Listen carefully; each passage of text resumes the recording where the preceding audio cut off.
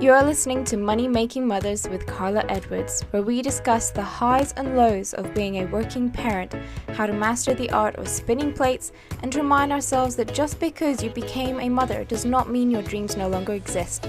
You can have it all.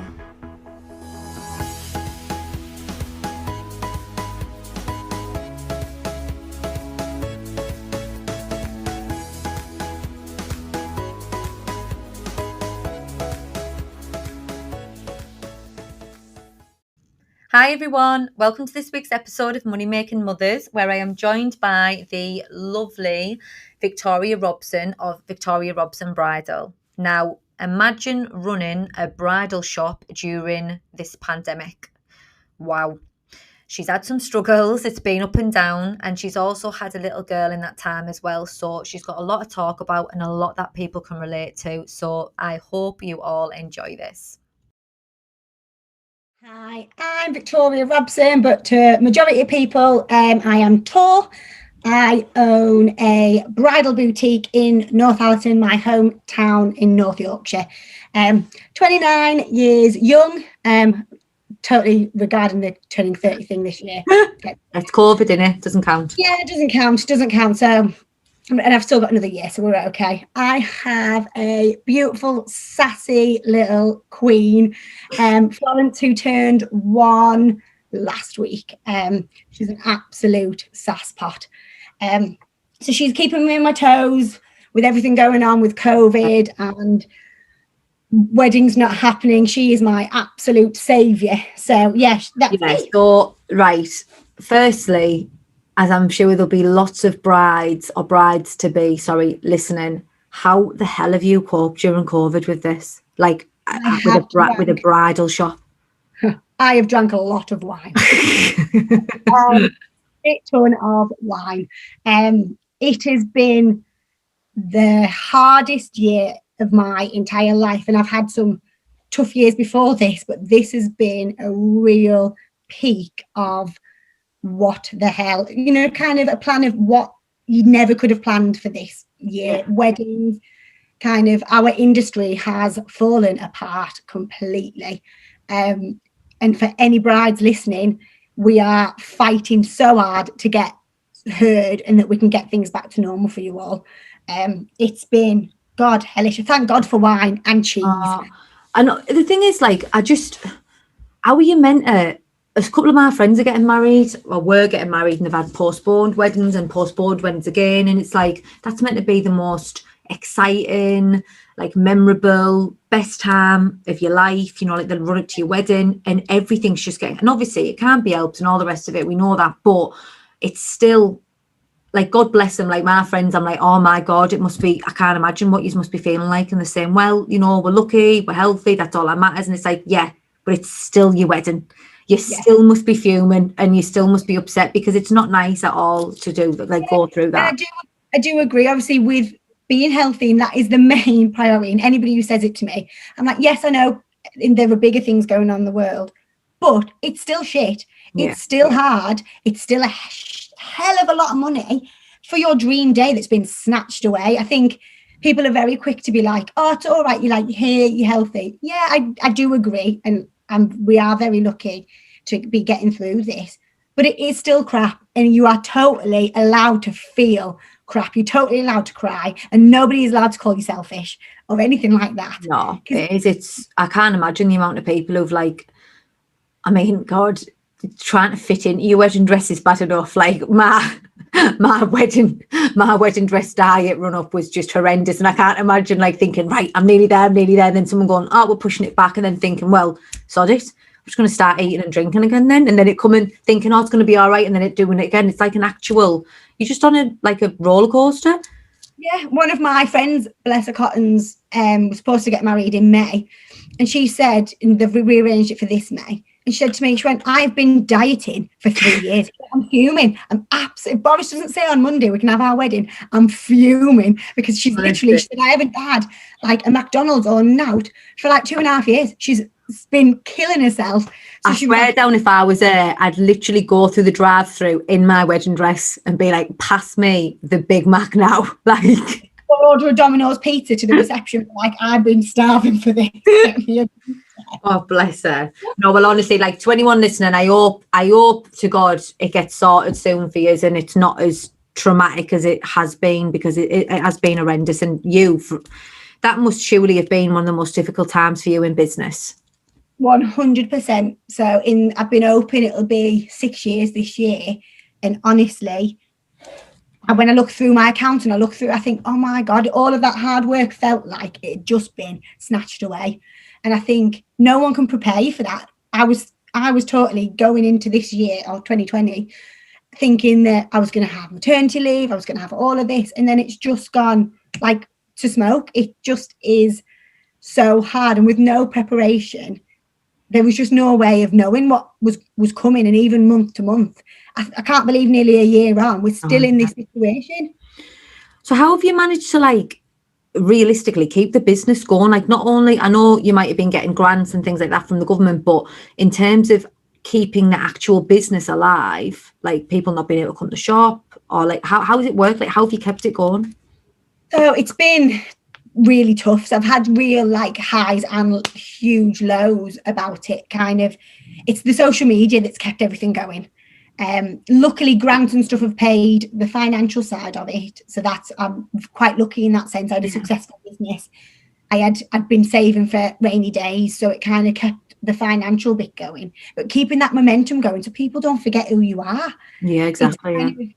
Social media has made that really accessible, so kind of making sure you put the right content out. But I tell you what, it's bloody hard to think of stuff and to like kind of find stuff that people are interested in without feel like you're spending all day making videos of yourself. And I am crap at technology, I really am, so I can't do TikTok, and I can't do stuff like that. I'm literally now, like, I've had TikToks out now because I just need to, because the TikTok is going to be the next big thing, like it really is.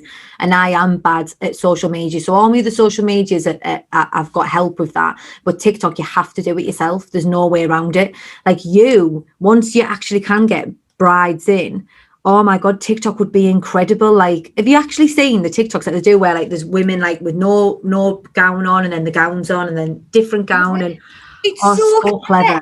It's absolutely insane. But I'm like a dinosaur. I can hardly even take a photo straight. Yeah. So like that's my job. Kind of after, maybe if we carried on being locked down, I need to get that sorted. Yeah, like definitely. So at least you can look back and go, well, yeah, that was shit, but at least I learned how to do this. Yeah, that's it. And taking it kind of as it comes. And if I'm honest, keeping the momentum going by showing my face and showing that I'm a real person behind all of this, that like people are so quick to say like, oh, it's all right for you, like self-employed and all of this, and this year has proved how hard it is to be self-employed in a pandemic or in a situation that's totally out of your control. Oh no, completely. And it's like the whole, not even the financial side of it, it's the pressure and the anxiety and the mental stress of like everything's on you. Like, if you work for somebody, obviously it's not very nice for people who are working for people and on furlough and things, but you know that like you don't have to worry about that side of stuff. Like, you are having to not only manage and keep your content up and things like that, but like you say, make people remember that you're there and who you are. You've built up that reputation for, how long did you say, 6 years? 6 years, yeah. I opened it when I was 23. That's so young. No. Tell me why you started a bridal company at 23. So do you know what? It was totally random and out of the blue. I was a wedding planner and an events coordinator for Macmillan Cancer Support in York, where we live. Yeah. And I absolutely loved that. And I probably would never have left if it hadn't been for this opportunity. I really loved being a part of all of that. And unfortunately, my dad passed away. And it was a real eye-opener of, shit, what am I going to, like, I don't just want to work doing something I don't love, or I don't know, it just kind of sent me in a bit of a spiral. And really randomly, my mum's next door neighbour owned a wedding dress shop and was selling it and said, do you want it? And at the time before I bought it, I was 22. And I was like, I'd just finished university and I'd just got my first job and thought, now there's no way I could do it. Absolutely no. She said, well, if you want it, you can, like, I'll sell it to you. And with kind of losing my dad and being young and just finished, I thought, well, what have I got to lose? And I walked in and thought, yeah, I can do this. And I just fell in love straight away with it. And don't get me wrong, I stripped it out and ripped it to pieces. But I just knew this feeling. My dad was saying to me, go for it. What have you got to lose at 22? Yeah. What have you got to lose? We didn't have kids. We were renting a flat. We didn't have any sort of financial burdens kind of thing.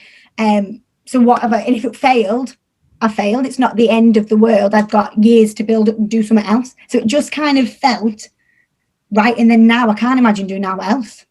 So how do you like, because I always think they're like fairies, like women who run bridal shops, because like you walk in and they go, right, you know, like when Cinderella gets turned into the thingy, like to the princess, like that's what they remind me of, because you just sort of know and see, and you're making their like dream dress, that dream for the dream day, like come to reality. Do you get taught that, like, or is that just you just pick it up over time?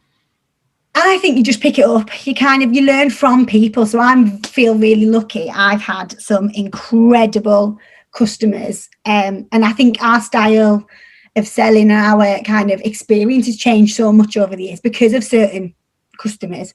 And I'm totally kind of heart on my sleeve. I am who I am. So when you walk in, I don't pretend to be like old. I don't pretend to be something I'm not. Yeah. So my mantra has always been, people will either love that or hate it. So because I was young when I started, I remember thinking, God, people are going to think I'm not old enough. And people used to ask all the time if I was the Saturday girl on a weekend.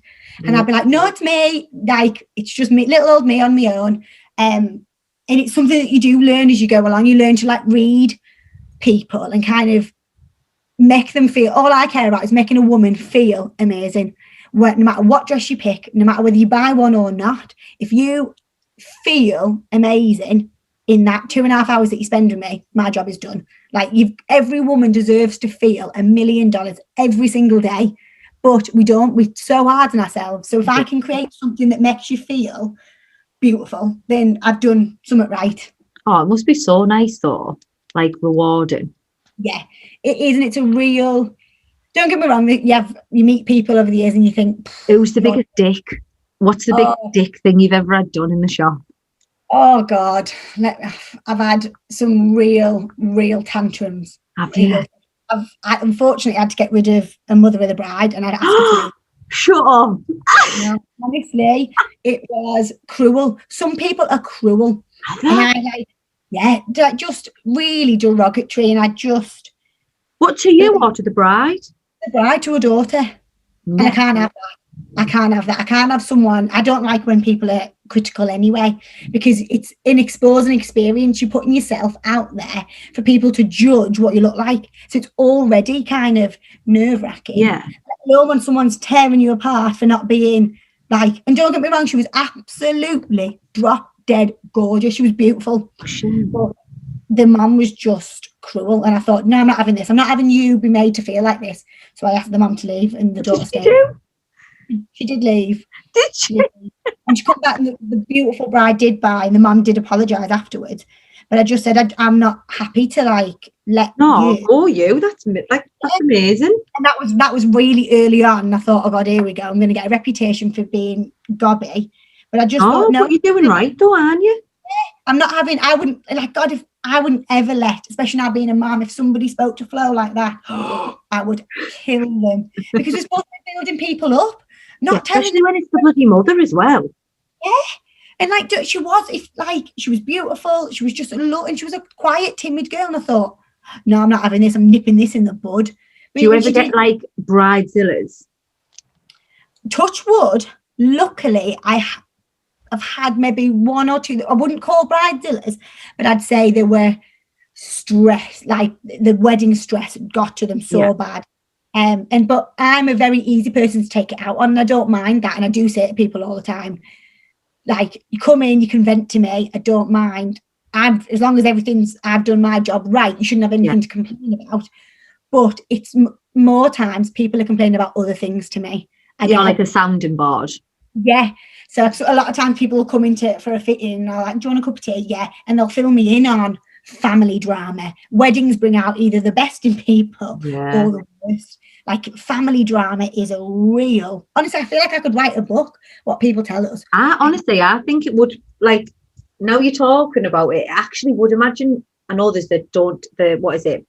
Say Yes to the Dress, that. Oh my God, me and my grandma were addicted to watching that. When I was on maternity, we'd have TLC on and we would literally watch back to back it Say Yes to the Dress. And it was just, because there is so much drama around it and the build up and what people like and what people don't like. And you've got, I suppose it's like anything in life, isn't it? Some people like such stuff, some people don't. Like TikToks, for example. I know some people can't stand them. I know it makes some people cringe. I know some people find them hilarious, but everybody's different. So you can never please everybody at the same time. But when you're trying a dress on, like, I don't know, you want that sort of acceptance of people. So you want people to say, oh my, you want everyone to go, oh, she looks beautiful. Like, and like it does bring out people's like true. And I think people have got no filter.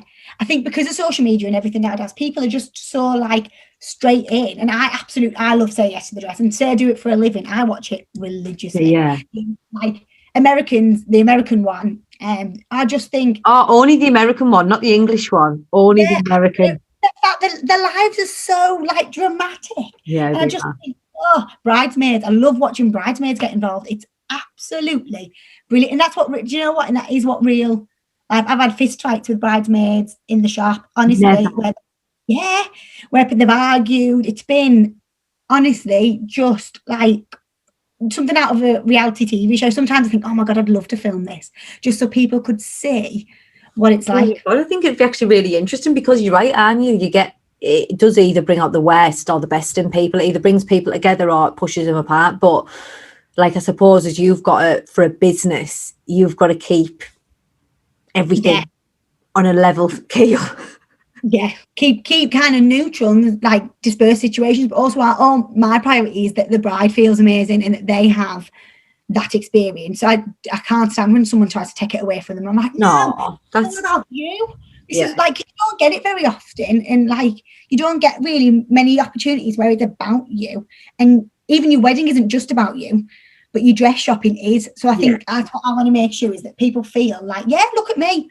And I'm all for empowering a woman to make them feel good. Yeah. That is as long as they're like, bloody hell, you're in the best job to be doing that, then aren't you? Empowering women. But I'm going to ask you, would you be honest if they said to you, does it look nice, and you thought it looked terrible? Would you say, I don't think that's 100%? Oh, that's all right then. Yeah. Oh God, I can't see. That's where I think the Yorkshire lass in me comes out, because I can't, like, I've also got the sort of a resting face that isn't just your face says everything. Yeah, and what, like, I'm not here to lie to people, and I'm not here to sell them something that isn't going to be what they want. And because you can't sell someone a wedding dress if they don't love it, and if they don't look good, or I know what'll happen is they kind of get caught up in the day. Later on, they'll regret it, and then it'll cause more issues down the line if they then change their mind and things like that. I'd rather be honest and say, personally, I don't think it works. I think you'll be better in. Exactly. I normally agree, and I have done it in the past where I've said, I'm really sorry, I cannot, even if you love it, I cannot let you buy that as it won't work with what you're doing. Because it's not worth the backlash later on of kind of things going wrong. I always think I'd rather be honest, and they always come back and say, I'm so glad you told me that, because I would have, and it would have been a waste of money, because they're not cheap. So it's like spending a load of money. I always think it's like if you bought like it reminds me of Matilda's dad, you know, on the film Matilda. Yeah. And he said, and it's all dodgy and it comes back. Yeah. That's, I think, if I'm not honest, that's what'll happen. Somebody will come back and it'll be. No, you're right. And at the end of the day, your reputation, especially when you're in business, is worth more than anything. Doesn't matter how many dresses you sell. One thing can go wrong and that reputation can be tarnished with it, and it's just not worth the risk at all. Yeah, and you'll go to a wedding, you'll be like, God, where did you get that dress from? And if they're your brides are your marketing, aren't they? Yeah. So I think I'd always be honest, and whether it's detrimental or not, I do try and make it like, don't worry, we've got something else, sort of thing. But I can't, to be honest, I can't hide my face, so they know straight away if it's a no from me. So since you've had Flo, what has changed? And obviously this would be a bit hard, really, because have you been actually at work since you had the baby? Right, okay. So then how have you found it then, love? Oh God, don't, like, get me wrong, you kind of have it's like bittersweet, isn't it? You get time to yourself, but then you miss him. But I was hoping to have like proper maternity leave. I was going to try and take like 4 months off. Flo was born in February last year, and then we hit the pandemic in March. So she was 5 weeks old. I had to furlough all my staff. So I literally was on my own, and I went straight back to work to kind of get all the shops sorted.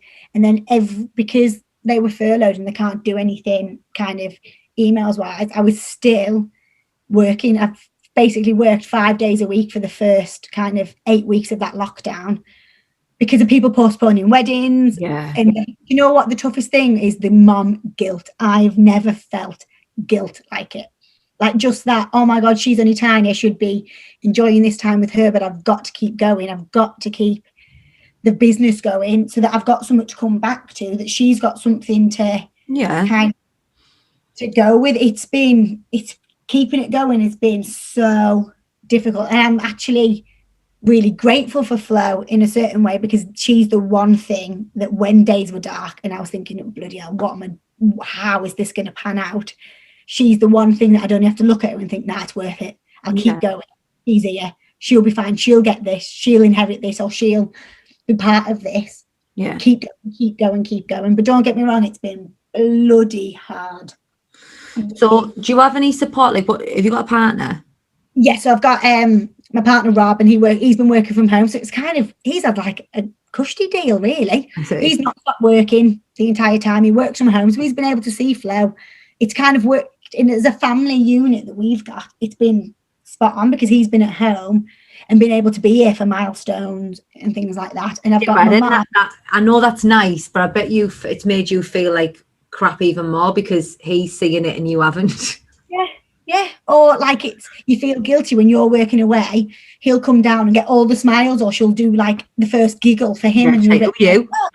Yeah, I mean, don't forget about me. I only grew you. I birthed you. Yeah. Absolutely, that's what I think. And I think, and because we couldn't see anybody and we couldn't go anywhere, and I was so scared COVID wise. I was like, she's a tiny baby. What if she gets it and she ends up with?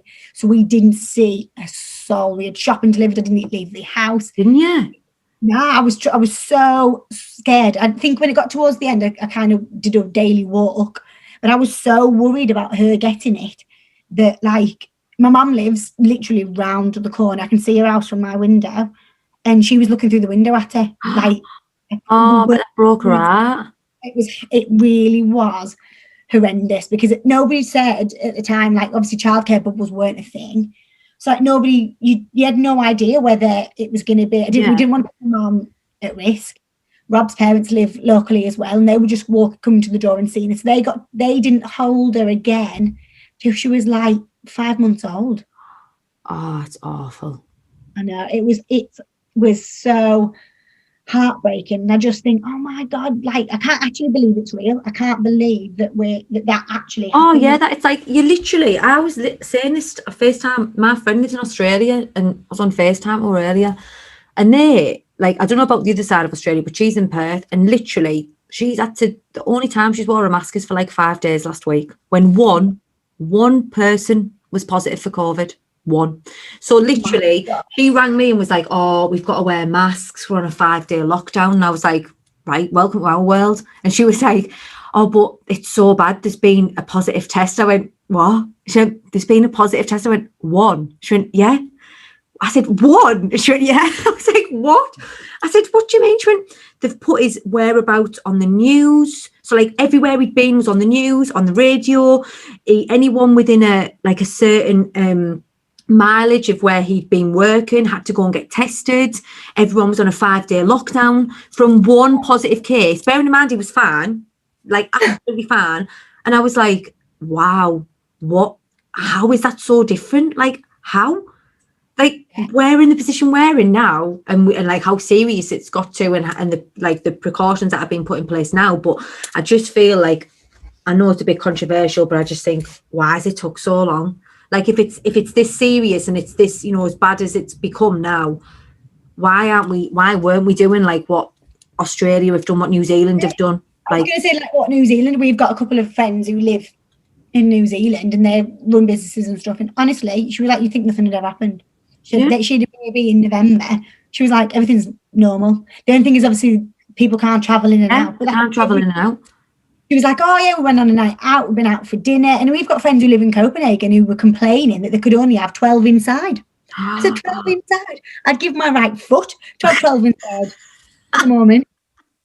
Imagine like even at Christmas time, they had 12 inside. And I was like, oh my God. New Year's Eve, like they had a huge like a house party with 12. They were like, oh, there was only 12 of them. Oh my Lord. There was 3 of us sat in our living room having a Domino's buffet. Oh no, it's absolutely, it's mental how different it is. But hopefully, like, yeah, I'm not no expert, and to be honest, I don't really follow it massively because I just prefer to just tell me what's going on and that's it. Like when I need to do something different, like I don't follow it because it winds me up, if I'm honest, because you just hear that many different things from that many different sources. You just think you don't know where you are, and it's a lot of fear. Like there's a lot of scaremongering and fear through the media, and I don't agree with it because I think like the mental health side of things is already so bad right now. Definitely. Like especially with people like with like people who are in business or people who are single parents or anyone really they don't know what's going to happen. So you're literally living on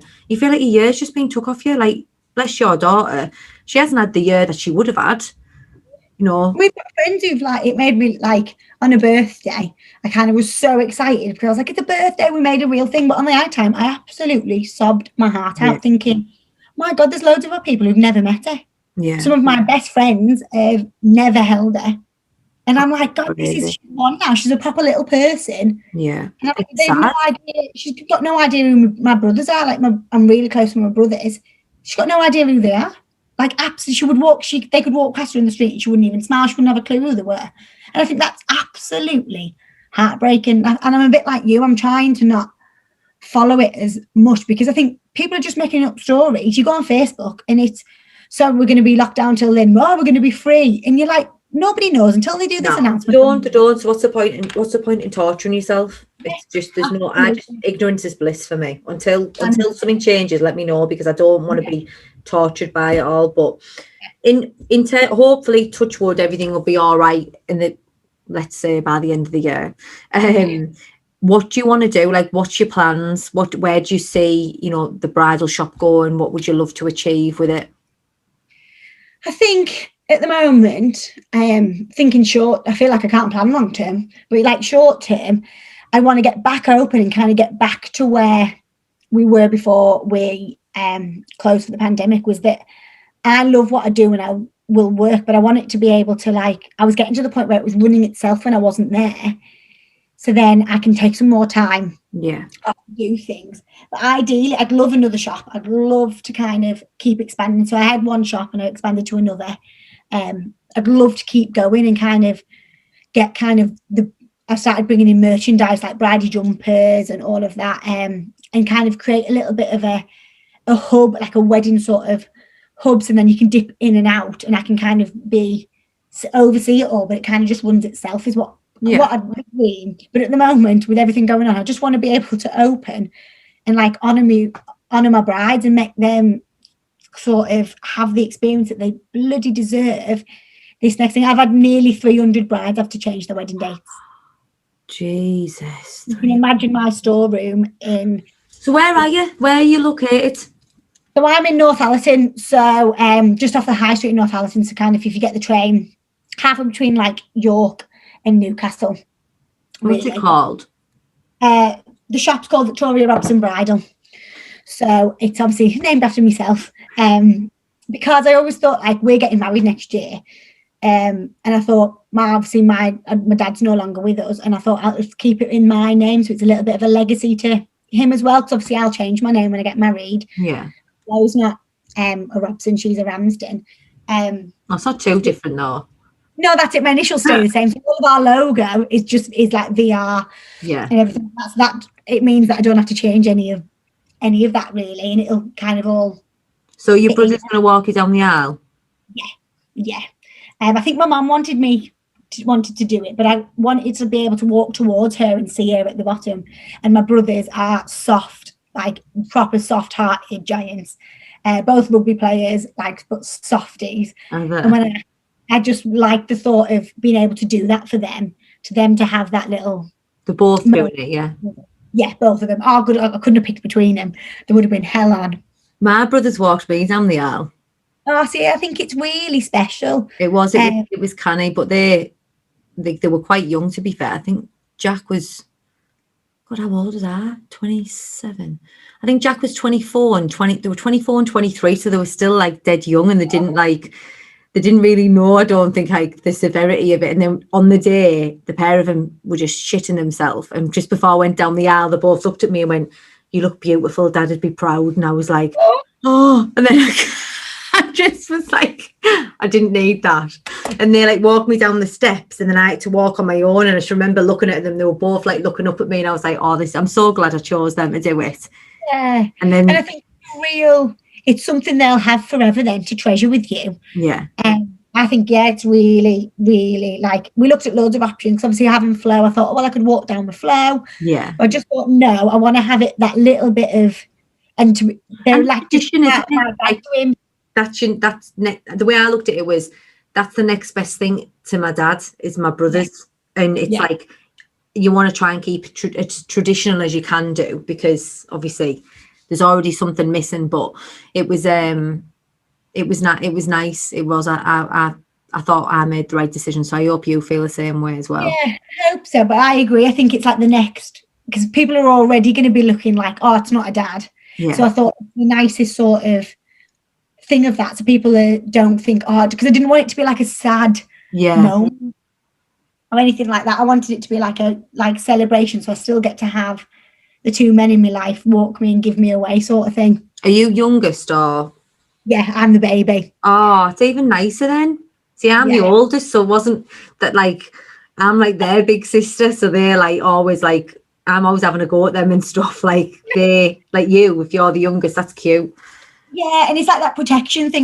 No matter whether they're younger for you, there's something about brothers and sisters, isn't there? Like it's like that little bit of protection that you're like, yeah, do you know what? They're like my little comfort blanket. So they're buzzing anyway. So God, on the day, don't get me wrong, they'll be crying more than I do. How are you going to pick a dress if you run a bridal shop? Oh, I've done it. I've picked it. Did you know? I saw it before we got engaged. I saw it on a catwalk show when we were out in Barcelona, where one of my designers is. Oh, the laws of doing your job, eh? Oh, I know. I think go to Barcelona for a wedding show. What a nightmare that must be. Such a hard thing. Free drink, free food. Oh, I live such a hard life. I seen this dress and I said to my mum, because my mum comes with me because my mum works for me. She come in, the girl walked down the catwalk. I said to Mum, that's what I'm going to get married in. She was like, you're not even engaged. And I was like, that is what I'm getting married in. So the moment Rob popped the question, I was like, I'm ordering that dress. And I did. I ordered it in my size thinking, do you know what? If I don't like it, I'll just put it on the shop floor. It's not a problem. But I literally opened it up out the box, tried it on and was like, done. I am done. Really? And I knew as soon as I put it on, I felt amazing. And I thought, this is what I can see myself getting married in. And I don't want to try anything else on because I see dresses all day, every day. And I see people in them that all look amazing. It's like I've got my favourite dress in the shop is like a beautiful ball gown. And I've got a bride getting married in it that is, I mean, she's stunning. And I think, God, I'm never going to look like her. So I can't wear it. But it is my favourite dress. And I think if I'd maybe not tried the one I've picked on, I probably would have gone for that. But I just knew straight away. And I thought, well, once it's done, I'm not going to try anything else. And I'm just going to tick it off my list. So it's in a box, ready to go. How much was it? Oh, I can't even tell you because it's absolutely ridiculous. Is it? But luckily, it's a perk of being part of my job that it's just... What? How are we justifying it? I was like, is it classed as a business expense? No, luckily my amazing mom, the Lesser Cottons, that's what she's bought my dress. Has she? Yeah. So I must admit the price tag I was a bit like, oh, I'm just going to put that. Oh no, really? And she was like, do you know what? She said, I've always said I'd buy you dress. And my dad would have always said, I'm buying you dress. So she, bless her, she's sorted me out. Has she, bless her? Oh, well, at least I would have thought it'd have been a nightmare for you to get a dress because you see them all the time. But if you've got the one, then that's all. Well, everybody said the same to me, and I think if I'd done it where I tried loads on, I would have been a nightmare because I would have been like, oh, I like this, but I don't like, and I would have ended up having to like mix and match and get something made maybe. Oh well, I can't wait to see it. I mean, I'm excited. I'm excited because I feel like it's ages. I feel like I picked it, and it's honestly ages. Well, it's next June. So I've got yours postponed or not? No, we were originally going for this year, but with everything going on, I thought, do you know what? It's not worth, because when we hit the pandemic, we hadn't booked it yet. And I said, it's not worth the stress of, I was hoping things would be back to full swing. I said, I'm going to be really busy. So I think because this June, I'm supposed to have, I think 70 brides get married in June. God. Because it's such a busy month and like a lot of midweek weddings. I said to Rob, oh God, we can't like think it. And it's saving up as well. I thought with not knowing income wise what we're doing, I can't commit to a wedding without knowing how we're going to pay for it. No. So when we set the date, we set for 2022. Oh, well, I hope to God you get it, love. Oh, me too. Because to be honest, we've got such a big guest list. We've got like, I think like 150 day to like 250. Where get married? At Rob's mum and dad's. What's Rob's mum and dad's got? So they've got like a big orchard and everything out the back. So we're having a big marquee and under a bar. So it's kind of worked out, you know, we lived there when we were younger together, and it just feels like right. That's gorgeous. And it's so nice because no one else has done it. No one else has got married there. So it feels really, really special. It's just all the logistical shite to get sorted. But so we're doing it all. So that'll be amazing. And you probably have more chance because you're not relying on a venue.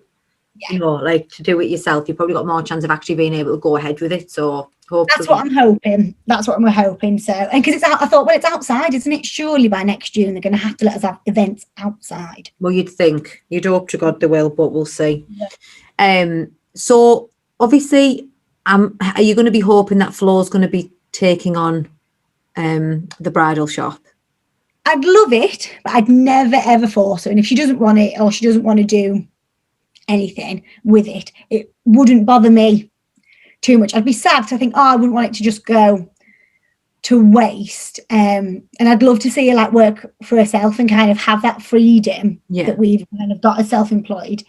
I think, to be honest, I think she probably will look. She'll be around it from being little. She'll be kind of involved. So I think hopefully she'll be getting groomed by the time she's 3. Oh yeah, when she comes in now, because she's like crawling and toddling around, she's touching things, she's looking at glitter. God, she comes home, she's covered in glitter. Oh, so I'm like, she's a princess, bless her. Yeah, she loves dressing up in a tutu. So I thought, well, maybe it's just going to fit. Oh yeah, it'll fit perfectly. So what would you love her to learn from you then, from your experiences in life and from what you've been through, like in terms of the business and things? If she could learn anything from you, what would you like her to learn? I think it's that no matter what, you can do whatever you want, put your mind to. I think I want to make sure that I instill in it that there's no boundaries. I don't ever want to say you've got to do something or you can't do something else. My thing is, like, I'm very, very fortunate. My family, like life growing up was really kind of a bit idyllic. I was always told I could do it. I could always told no matter what, you can reach for the stars. And I want that for her. I don't want there to be any sort of limit on what she can achieve, or if she wants, or if she doesn't want it. You know, like, I hate the thought of her thinking, oh my God, I've got to do that because mom and dad want me to do it. I want her to just be her and enjoy it. Do you know what? Like, it makes me laugh. And especially this past year, you never know what's going to happen. Get hit by a bus tomorrow, or in 3 months' time, a pandemic could hit, and you could have your world turned upside down. Live as you want to do it, and don't let anybody tell you can't. I think that's what I want. I think that's what I've learned this year. So I want that to be kind of her sort of mantra, that there's no limit. Especially when she was born, like pandemic baby, like born in it. Like it's the biggest lesson that any of the kids born in this type of time now can learn, isn't it? That bloody hell. Yeah. Like, if we get through this and we come out the other side of it, you can do anything you want. We've just got to. Definitely. You don't know what's around the corner, do you? And that's the hardest thing, is trying to just think. There's always that pull between, should I? It's too much of a risk, and fuck it, let's do it. Like, Yeah. I live by that. Like, Me too. what's the worst that's going to happen? Absolutely. And like, you've got nothing to lose. Things can go wrong. Things go wrong. You could plan your whole life and things go wrong anyway. Yeah, you've got no control, so you may as well just jump in head first and hope for the best. That's what I try and do anyway. Yeah, me too. And take every opportunity. Like, if somebody says to me, do you want to go? Say yeah. And I think after this, I'm never going to say no to anything. Oh my God, yeah. I've seen a thing the other day of a girl saying, remember what it was like when you used to say, no, I'm not going to bother going for a drink, and then your friends would persuade you, and you'd get ready in 30 minutes flat, and you'd be out the door, and you'd end up on the best night out ever. She went, the video was like, wonder what that would feel like now when I'm 45. Like, it actually is true. Like, that little things like that little excitement of, I'll go and get ready quick. Like, or like when you finish work and someone goes, do you want a drink? And you're knackered. You think, nah, I'm just going to go home and get in my pajamas. Now it'll be like, nah, absolutely. Yeah. Don't care what I look like to get me in that bath. Oh, well, it's been eventful for the whole year. So hopefully it'll start to calm down shortly. Fingers crossed. But thank you so much for your time today, love. Honestly, you've been a pleasure. Where are people going to be able to find you and find the bridal? Brilliant. Yeah, so thank you so much for having me. It's been a real highlight of me week, I'm not going to lie.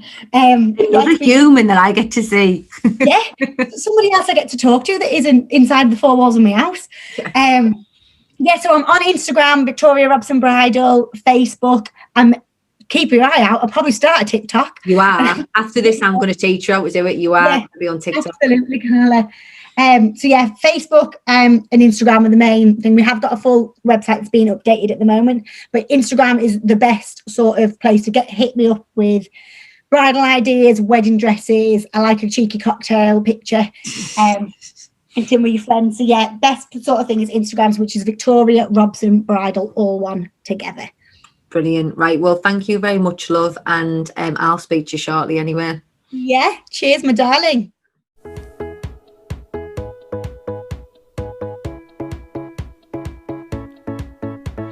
You have been listening to the Money Making Mothers podcast with Carla Edwards. If you have enjoyed the show, then leave a 5-star review on iTunes.